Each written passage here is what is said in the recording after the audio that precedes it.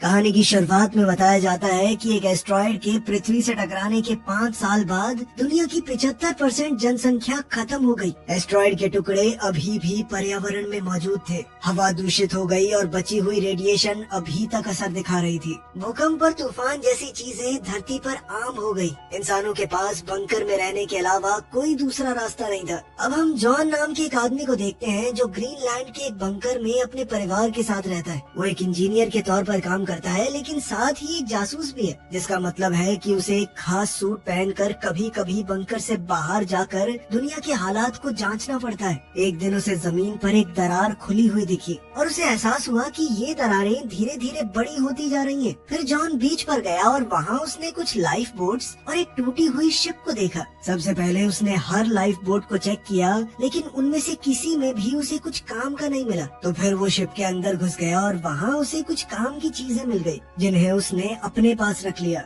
अंदर और आगे जाकर उसे बहुत सारी लाशें दिखी। चीजें ढूंढते हुए जॉन को एक नोटबुक भी मिली, जिसमें एक खूबसूरत फूल रखा हुआ था। जॉन ने उस नोटबुक को भी अपने पास रख लिया। उसी वक्त बंकर से उसे रेडियो पर एक चेतावनी मिली कि एक बहुत ही खतरनाक तूफान आ रहा है। जॉन ने पूरी ताकत से दौड़ना शुरू कर दिया, क्योंकि तूफान बहुत तेज रफ्तार से उसके पीछे आने लगा था। खुशकिस्मती से जॉन गेट के ऊपर से कूदकर सही टाइम पर बंकर के अंदर घुस गया और तूफान के अंदर आने से पहले ही उसने गेट को बंद कर दिया। खुद को बचाने के बाद जॉन सदमे में बैठ गया। वो सोचने लगा कि मौत के कितना करीब था।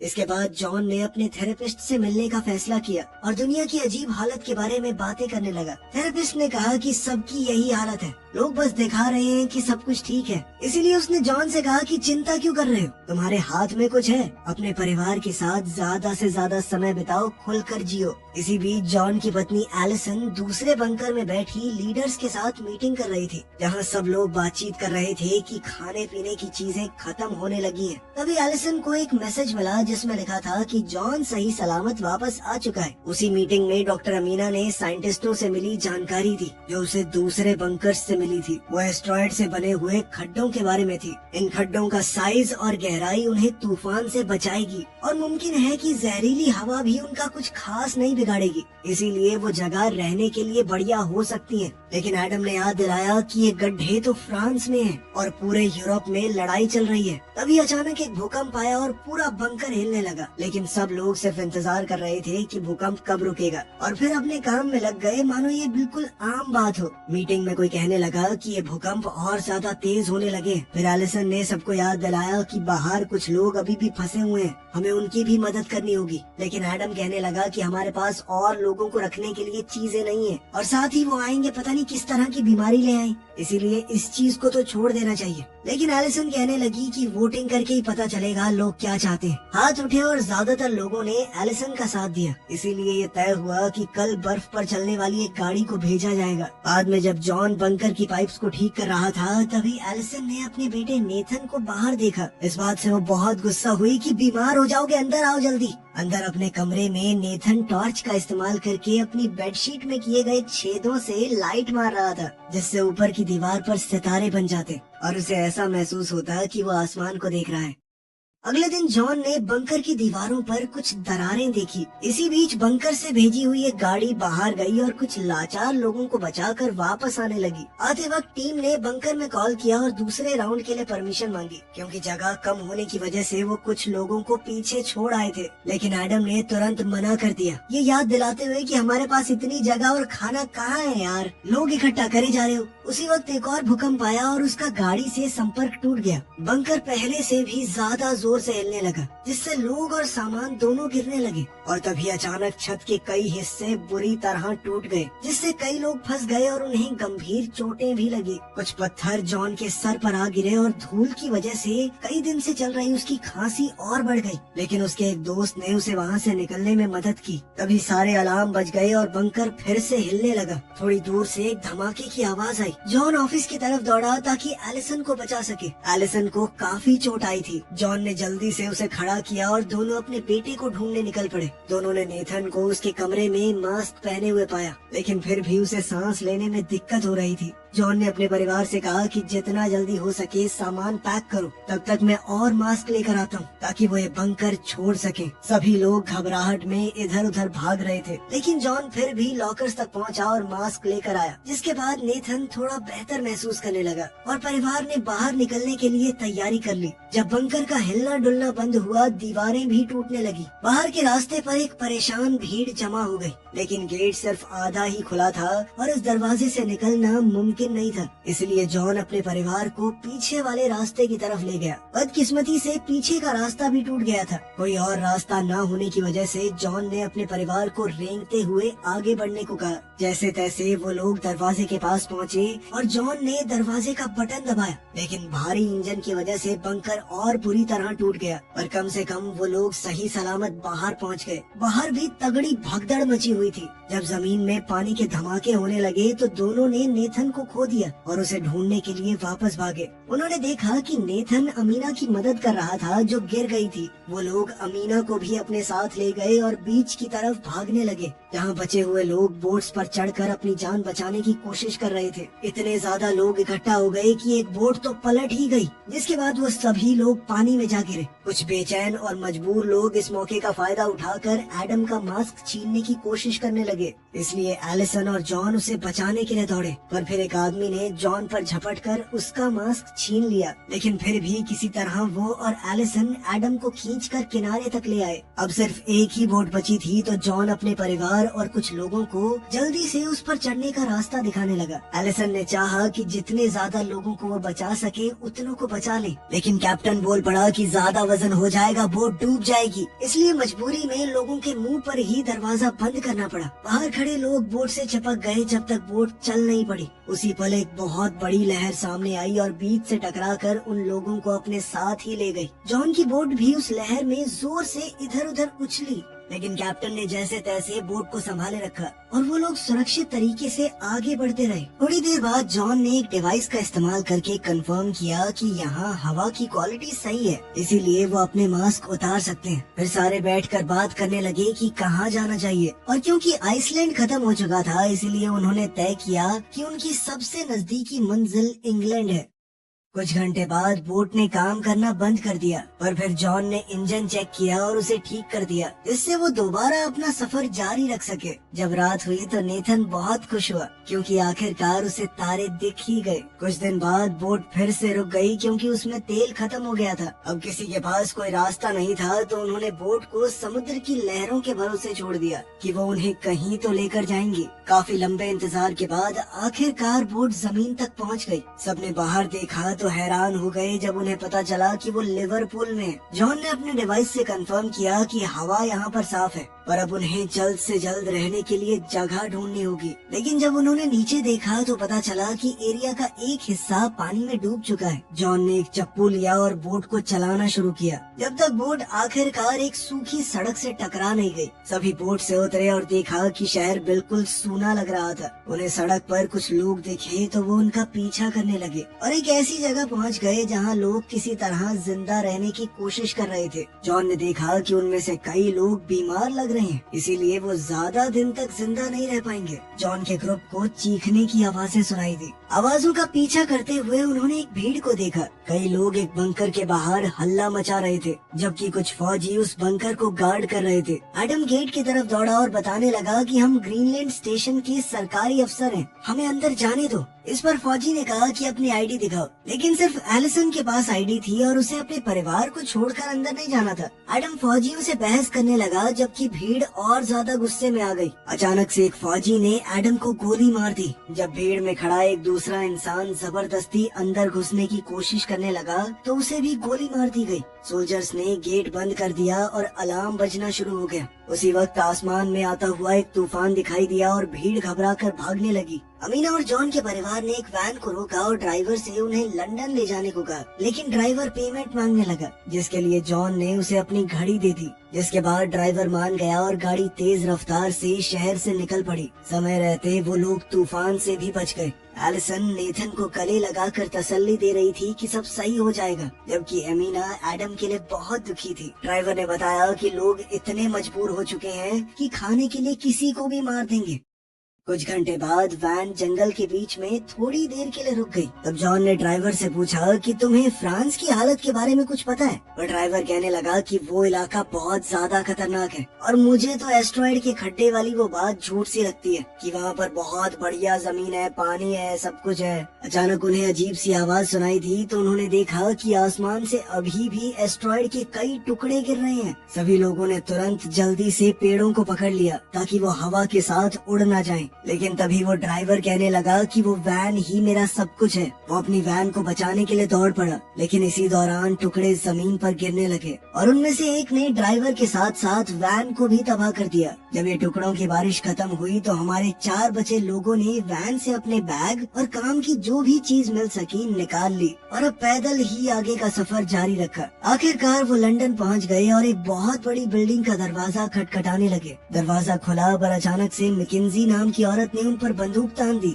लेकिन इत्तेफाक से ये लोग मैकेंजी के पुराने दोस्त थे। उसने तुरंत बंदूक नीचे कर ली और उन्हें अंदर आने दिया। फिर उसने उन्हें बिल्डिंग के अंदर घुमाया और बताया कि ये बिल्डिंग एक रिटायरमेंट होम है, इसीलिए यहाँ रहने वाले सारे लोग बुजुर्ग हैं। मैकेंजी ने बताया कि मैंने पूरी बिल्डिंग को सील कर दिया है और कुछ सोलर पैनल्स की मदद से जनरेटर चल रहा है, वो हवा को साफ करता रहता है। सबने खाना पीना खाया और खूब बातें करने लगे। जॉन ने अब मैकेंजी से फ्रांस के उन गहरे गड्ढों के बारे में पूछा। मैकेंजी ने कहा कि मैंने अफवाहें तो सुनी है, लेकिन मैं नहीं जानती वो सच है या नहीं। बाद में एलिसन सोने की कोशिश कर रही थी, लेकिन सोए कैसे? जॉन बाथरूम में बार बार खांस रहा था। जब उसने सिंक में देखा तो उसे खून दिखाई दिया। जॉन ने टालने की बहुत कोशिश की, लेकिन एलिसन ने कहा कि सच बताओ प्लीज। इसलिए जॉन ने आखिरकार अपना राज खोला। वो कहने लगा कि बंकर में एक डॉक्टर ने बताया था मुझे कि जब खून आने लगे तो सिर्फ 6 से 8 हफ्ते बचे हैं जीने के। ये सुनकर एलिसन पूरी तरह टूट गई। वो कहने लगी कि हम लोग यहीं रुक जाते हैं 2 महीने, तुम अपने आखिरी दिन आराम से बिता लो। लेकिन जॉन ने कहा कि मैं यहाँ नहीं मरने वाला, मैं तुम्हें और हमारे बेटे को सही सलामत फ्रांस तक लेके जाऊंगा। वहीं तुम्हारे लिए एक नया घर ढूंढने के बाद शांति से मर पाऊंगा मैं। अगले दिन मैकेंजी ने उन्हें रिटायरमेंट होम में खड़ी एक पुरानी गाड़ी सौंप दी ताकि वो लोग सुरक्षित अपनी जगह तक पहुंच पाएं। उसने जॉन के हाथों में एक बंदूक भी थमा दी ताकि वो अपनी और अपने परिवार की सुरक्षा कर सके। मैकेंजी ने उन्हें आखिरी बार गले लगाया और फिर चारों वहाँ से रवाना हो गए। कुछ घंटे बाद जब वो शहर के किनारे से गुजर रहे थे तो जॉन ने देखा कि नेथन उदास लग रहा है और वो आपस में बातचीत करते हुए कोई गेम खेलने लगे। और तभी अचानक एक गोली खिड़की को तोड़ते हुए सीधा अमीना को जा लगी, जिसकी मौके पर ही मौत हो गई। झाड़ियों में छुपे कुछ आदमी उन पर लगातार गोलियां चलाते रहे, लेकिन उन्होंने इंजन को निशाना नहीं बनाया क्योंकि उनका मकसद कार को चुराना था। जॉन ने तुरंत गाड़ी के पीछे पोजीशन ले ली और जवाब में गोलियां चलाना शुरू कर दिया। जैसे जैसे लुटेरे पास आते गए जॉन ने उन्हें एक एक करके मार गिराया। अब सिर्फ एक आदमी बचा था, लेकिन जॉन की गोलियां खत्म हो गई। मगर एलिसन के पास दूसरी बंदूक थी और उसने आखिरी आदमी को गोली मार दी, इससे पहले कि वो उन्हें कुछ नुकसान पहुंचाता। एक दूसरे को तसल्ली देने के बाद उन्होंने मिलकर एक गड्ढा खोदा और अमीना को दफना दिया। जॉन अपनी दोस्त को अलविदा कहते हुए एक प्रार्थना करने लगा, जिसे नेथन ने बड़े गौर से सुना।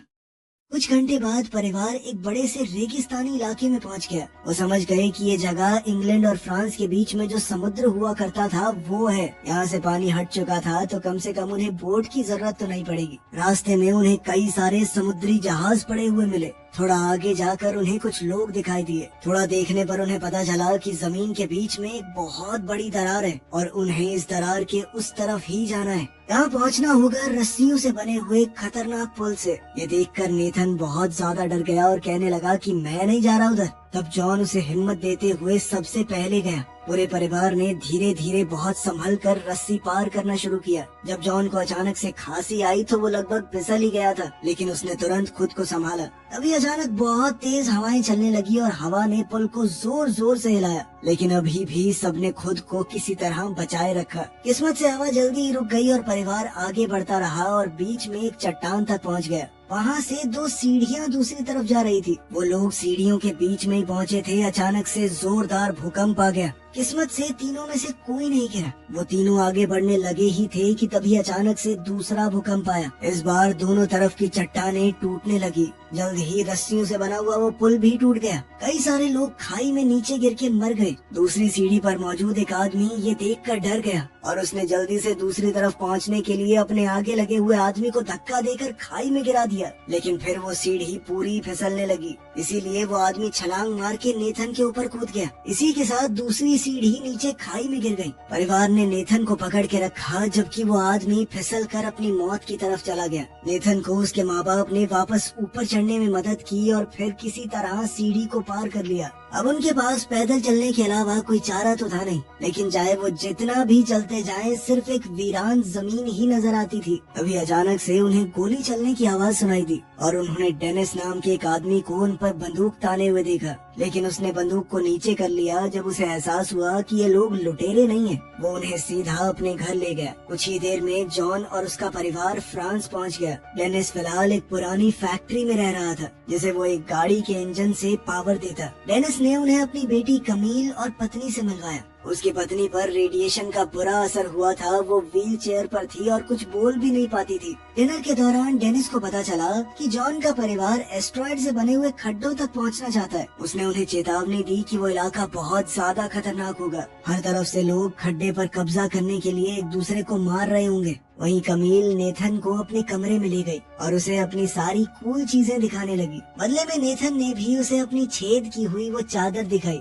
जिसके नीचे टॉर्च मार के आसमान में तारे दिखते हैं। अगली सुबह डेनिस ने जॉन को एक मैप दिया और उस पर सबसे कम खतरनाक रास्ते को दिखाने लगा। उसने आर्मी में अपने एक पुराने दोस्त का नाम भी बताया जो अब एक बड़ी पोस्ट पे है। साथ ही उसने जॉन को अपनी एक पुरानी फोटो भी दी अपने दोस्त के साथ, ताकि वो ये साबित कर सकें कि वो डेनिस को जानते हैं। हो सकता है उन्हें मदद मिल जाए। अचानक डेनिस ने रोते हुए जॉन से एक गुजारिश की, क्या तुम लोग कमील को भी अपने साथ ले जा सकते हो? वो खुद अपनी बेटी को उस खड्डे तक ले जाना चाहता है, लेकिन उसे यहीं रहकर अपनी पत्नी का ख्याल रखना होगा। जॉन थोड़ा हिचकिचाया लेकिन एलिसन तुरंत मान गई। इसके बाद कमील अपने माँ बाप को अलविदा कहते हुए जॉन के परिवार के साथ डेनिस की वैन में बैठकर निकल पड़ी। कुछ घंटे गाड़ी चलाने के बाद एलिसन ने नोटिस किया कि बच्चों का मूड खराब है, इसीलिए उन्होंने ब्रेक लेकर रुकने का फैसला किया। फिर जॉन ने बच्चों को एक गेम खिलाई जिससे मूड थोड़ा बेहतर हुआ। तभी अचानक उन्हें सड़क पर कुछ गाड़ियां दिखाई दी और कई फौजियों ने उन्हें घेर लिया। कमील ने अपने पिता के जनरल दोस्त का नाम लिया और फौजियों को मना लिया कि वो उन्हें एरिया क्रॉस करने में मदद करें। रात तक वो लोग एक लड़ाई के मैदान में पहुंच गए जहां आर्मी कुछ लोगों से लड़ रही थी। एक फौजी उन्हें पीछे से ले गया ताकि वो बिना किसी की नजर में आए जंगल से गुजर सके। जब उनके पास एक धमाका हुआ तो उन्हें रुकना पड़ा, लेकिन जल्द ही उन्होंने दोबारा चलना शुरू किया और फिर कुछ तारों को पार करके और ज्यादा खतरनाक एरिया में पहुंच गए। अब उन्हें गोलियों और धमाकों से बचने के लिए जितनी तेज हो सके उतनी तेज दौड़ना पड़ा। हर तरफ लोग मर रहे थे और तभी परिवार ने एक आदमी को आग की लपेट में देखा। फिर उनके साथ वाले फौजी ने बंकर में कॉल करके बताया कि मेरे साथ सिविलियन है, और कुछ दूसरे फौजियों ने उन्हें आगे बढ़ते रहने को कहा। जितना हो सकता था वो उन्हें कवर देते रहे। वो सब आगे बढ़ते हुए जंग के लिए तैयार की गई एक सुरंग तक पहुंच गए, जहां जॉन बुरी तरह खांसने लगा और लगभग गिर पड़ा। सुरंग के अंदर से गुजरते हुए उन्हें कई लाशें मिली। आखिर में वो एक सीढ़ी तक पहुंचे और उनके साथ आए हुए फौजी ने उन्हें जंगल में भेज दिया, ये कहकर कि बस सीधे चलते रहना जब तक कैंप न मिल जाए। सुबह होने पर वो आखिरकार मिलिट्री कैंप तक पहुंच ही गए। कमील ने कुछ पहाड़ों की तरफ इशारा किया जो पहले वहाँ नहीं थे, और जॉन ने हिसाब लगाया कि वो अपनी मंजिल के बहुत करीब आ चुके हैं। जब उन्होंने डेनिस के दोस्त के बारे में एक फौजी से पूछा तो पता चला कि वो तो मर चुका है और अब ये वाले फौजी उनकी मदद करने में इंटरेस्टेड नहीं है। इसलिए जॉन ने उन्हें बताया कि मेरे पास कुछ ही दिन बचे हैं भाई, मैं बस अपने परिवार को बचाना चाहता हूँ। एक आदमी ने उन पर तरस खाया और उन्हें अपनी बस में जगह दे दी। जॉन का परिवार और कुछ और लोग बस में बैठ गए जो उन्हें उनकी मंजिल तक ले जाएगी, लेकिन रास्ते में ही एक धमाका होने की वजह से सफर रुक गया। अचानक बस को कुछ लुटेरों ने घेर लिया। इसके लिए एक फौजी बाहर निकलकर लड़ने लगा, लेकिन लुटेरों ने उसे तुरंत गोली मार दी। फिर एक बदमाश ने ड्राइवर को भी मार दिया और सभी को बस से उतरने पर मजबूर किया। जॉन ने अपने परिवार को तो बाहर भेज दिया, लेकिन खुद पीछे ही रुक गया ताकि उस लुटेरे पर झपट सके। आवाज सुनते ही बाहर जब एक दूसरे लुटेरे ने अंदर जाने की कोशिश की तो पैसेंजर्स में से एक ने उसके सर पर पत्थर दे मारा। तभी बस के अंदर से 2 गोलियां चलने की आवाज आई। जॉन अपने हाथ में बंदूक लिए बाहर निकला और सब लोग खुश हो गए, लेकिन जॉन को भी गोली लग चुकी थी। सब लोग बस में बैठ गए। नेथन ने जॉन के जख्म पर दबाव बनाए रखा, जबकि एलिसन ने बस चलाई। कुछ ही देर में वो एक नए बने हुए पहाड़ की चोटी तक पहुंच गए और परिवार जॉन को संभालते हुए तब तक चलता रहा जब तक उन्हें अपनी मंजिल नहीं दिख गई। सभी अफवाहें सच निकली। एस्ट्रॉइड से बना हुआ एक खड्डा एक बेहद खूबसूरत जगह थी, जहां उपजाऊ जमीन थी, कोई प्रदूषण नहीं था। एक नई जिंदगी शुरू करने के लिए ये बेहतरीन जगह है। उसी पल जॉन गिर पड़ा और उसके परिवार ने हर तरफ से उसे घेर लिया, उसकी मौत से पहले एक आखिरी बार अलविदा कहने के लिए। जॉन की मौत पर सब लोग फूट फूट कर रोने लगे और आखिरकार नेथन ने अपने पिता के लिए वही प्रार्थना कही जो उसने पहले सुनी थी। वीडियो पसंद आई तो लाइक कर देना, चैनल को सब्सक्राइब कर लेना।